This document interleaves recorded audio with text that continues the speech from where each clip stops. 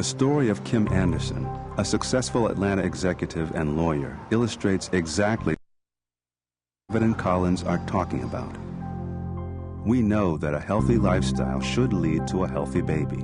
Women who eat well, exercise, get prenatal care, avoid alcohol and drugs and cigarettes are more likely to have a good pregnancy. But one of the best predictors for a healthy pregnancy outcome is higher education. This is a picture of me, May 1984, when I graduated from Columbia Law School. People would think I'm living the American dream, a lawyer with 2 cars, 2.5 kids, the dog, the porch, a good husband, great family. I've always been lucky to have good health. Always ate well, exercised, never smoked. So when we look at Anderson, a well-paid lawyer in good health, we would expect her newborn to be a healthy, full-term baby. It didn't turn out that way. Back in 1990, when she was pregnant with her first child, Kim went into labor 2.5 months early. I just wanted to know at least that if she was born alive, that at least we had a fighting chance. I heard her cry, thank God. But she was so small. I mean, you could hold her in the palm of your hand. Kim's baby, Danielle, weighed only 2 pounds, 13 ounces when she was born. She joined the ranks of almost 300,000 low birth weight infants born in the U.S. that year. About 1 out of every 14, all of them at a high risk of dying before their first birthday. I remember getting home and being in the bathroom, I fell apart. Because it's like I didn't get to take my baby home, I remember just sort of falling apart.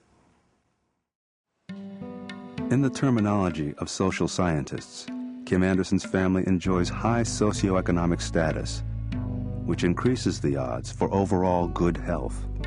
Persons who are higher in socioeconomic status, persons who have more income or more education or better jobs or more wealth, live longer and have fewer health problems than those who are lower in socioeconomic status. Education, for example,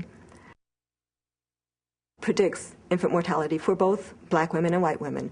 And the more educated you are, the less likely you are to have a low birth weight baby, a preterm baby, or an infant death. Women who are poorest and least educated are those whose babies are at greatest risk in any racial group.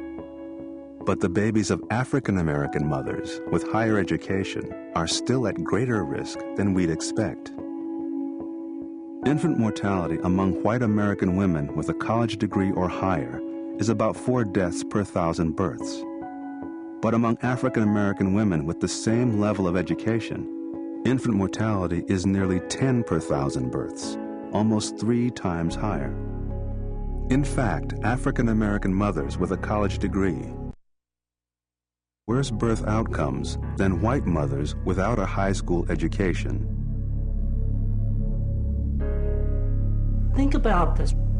We're talking about African American doctors, lawyers, and business executives, and they still have a higher infant mortality rate than non-Hispanic white women who never went to high school in the first place.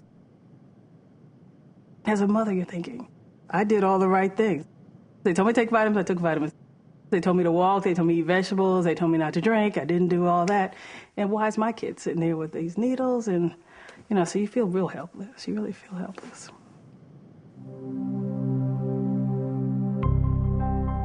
So doctors Collins and David asked themselves if the answer could possibly be genetic. It's well known that it can run in families. Is there something in the DNA of African American women that tends toward premature births regardless of education, prenatal care, or lifestyle? To answer the question, they created a study based on a simple assumption. If there was such a thing as a prematurity gene and it came from Africa, then Africans should have more of it. They compared newborns among 3 groups: African American women, African immigrants to the U.S., and U.S.-born white women. turns out that the Africans and the whites were about the same.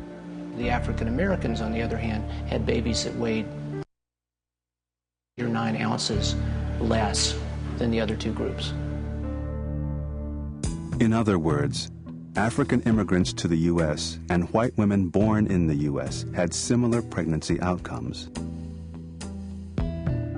So if there is any genetic predisposition for low birth weight babies, it's doubtful that it falls along what we call racial lines. Yeah, she hadn't had any drop in her heart rate with those diseases. It turns out that when African women immigrate to the U.S., it takes only 1 generation before their daughters are at risk of having premature babies at a significantly higher rate and with poorer birth outcomes.